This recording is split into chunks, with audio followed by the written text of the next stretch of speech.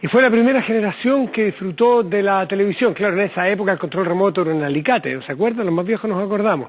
Niños que se transformaron en la prioridad de las políticas públicas, se inauguraron los primeros jardines infantiles. Infancia que cambió de golpe. Hitos, anécdotas de los niños de los 70, que la Junji quiso recopilar en un libro para celebrar sus 45 años de historia. Ping-pong, como olvidarlo, ¿no? Fortesán se tomaba con leche, si no me acuerdo. Ya, se nos cayó el carnet. Palabras que debutaron en esas décadas. ¿Cuándo se abre? Pero ¿por qué no? ¿Qué no se está girando?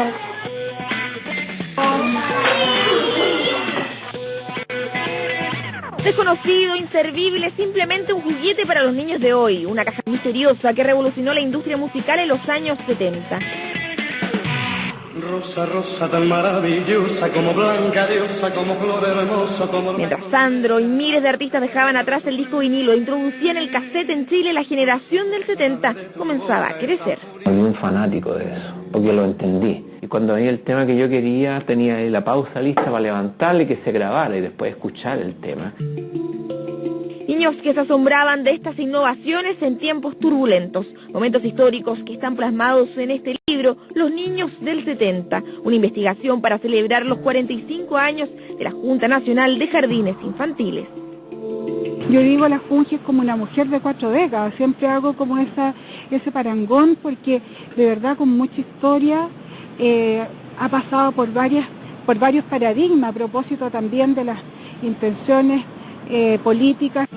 Jardines infantiles que abrieron sus puertas y cambiaron la infancia, esa sin tecnología, más sencilla, más austera. Recuerdo que el gran evento familiar era, cuando se pagaba mi mamá, ir a comprar una bebida, una Fanta. Y tomarse una Fanta, claro, con los rollitos.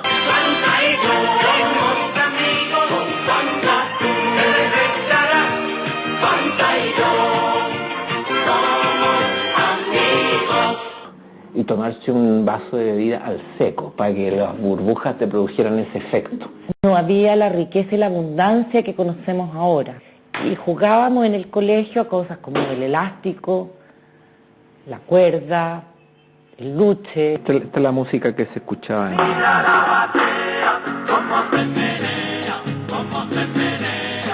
Mientras el mundo se dividía en plena Guerra Fría y el continente se teñía de rojo por la Revolución Cubana, los niños como Daniel y Patricia comenzaban a tomar notoriedad e importancia en nuestro país. El niño era un ícono, se ocupó la figura del niño como para decir, ¿sabéis qué? Lo que vamos a hacer, sobre todo en las campañas de Allende y de Tomis del año 70, es por ustedes, por los niños. Un Chile que presentaba evidentes desafíos. Cerca de 400.000 niños vivían en las calles y muchos de ellos trabajaban jornadas de 12 horas sin ninguna regulación. Broteros que se transformaron en la prioridad del Consejo Nacional de Menores que crea la Junta Nacional de Jardines Infantiles, hoy Junji, en el marco de la reforma educacional que comenzaba a implementarse en Chile. Un motivo muy importante fue la desnutrición. Fue médico, no fue educativo solamente. Quizá porque mi niñez sigue jugando en tu playa. Mientras Joan Manuel Serrat conquistaba las audiencias en Chile y participaba en una incipiente televisión, los niños presentaban grados de desnutrición importantes, alcanzando un 37% de los menores de 6 años. Era común y normal que todos los días en mi casa pasara gente tocando el timbre pidiendo comida. No solo la educación se enfocaba en los párvulos, sino también una de las políticas públicas más relevantes del siglo XX. Que a ese niño que no recibió la proteína suficiente, después de los 8 meses se le da. Me acuerdo que se iba a buscar leche al consultorio. De usted depende ahora el desarrollo óptimo de su hijo. El Ministerio de Salud, a través de sus programas de nutrición, pone en sus manos el futuro de sus hijos. Fortesán está a su lado. En Chile la producción de leche no alcanzaba para todos los niños, por eso se importó desde otros países. Se importó leche a Holanda, se trajo principalmente a Holanda, pero no le gustaba el sabor. Era leche descremada, una que no se conocía en nuestro país. Incluso por ahí aparece relatado que en algunas partes lo ocuparon como cal para ponerlos para rayar canchas de fútbol.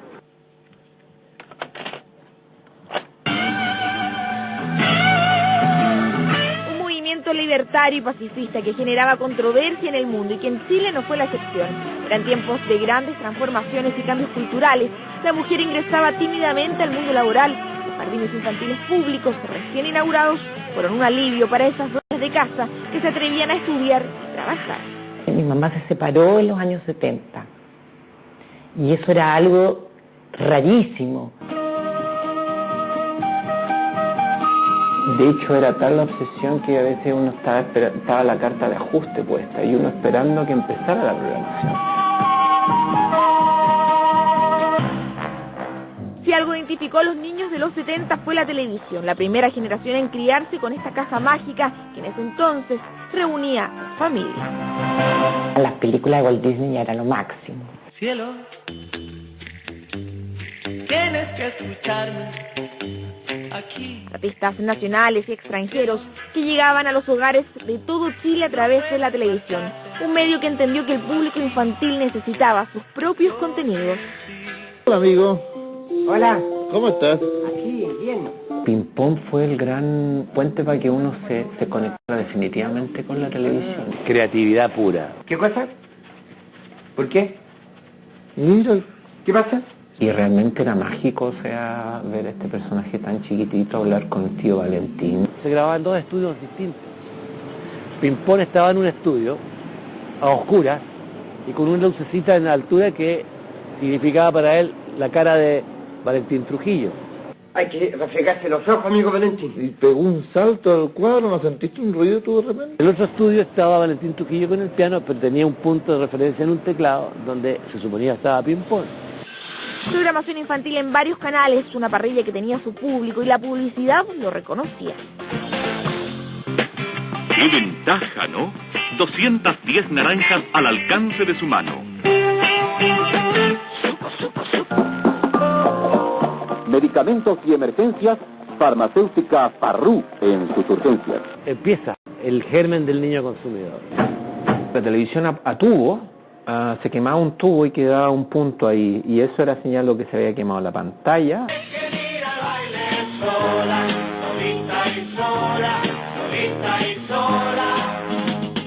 Se cantaba música libre, pero era una cosa totalmente inaccesible para mí, porque mi familia era muy conservadora, nadie iba a ir a la televisión a bailar. Era la mezcla perfecta para la televisión que alcanzaba incluso 90 puntos de lo que hoy sería el rating. Entretención en un país que se polarizaba.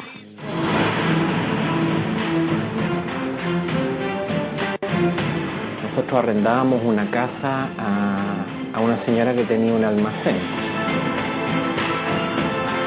Por ahí llegaba la señora y decía, oh, llegó leche, llegó harina. Y yo no entendía muy bien por qué pasaban las cosas por la ventana y no íbamos al almacén. Niños que poco entendían lo que pasaba en nuestro país, pero que sin duda los marcó para toda la vida. El Festival de Viña era como un suceso nacional. Polarización que llegaba también a la Quinta Vergara. Esta noche, el Festival Internacional de la Canción de Viña del Mar y el público de la Quinta Vergara recibe al grupo Quilapayún. El Festival de Viña lleva al escenario a los hincheros, pero también lleva a Quilapayún. Y se produce la división del público, incluso la división de la orquesta. Agradecer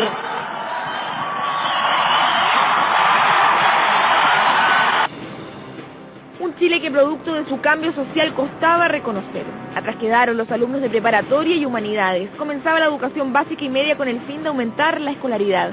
Surge la figura del profesor jefe. Niños que pese a ir con uniformes podían distinguir las señales de la segregación. Cuando tú circulabas por la calle te reconocías por las insignias. Máximo que nosotros encontrábamos, que yo me moría, era por los colegios que usaban boina.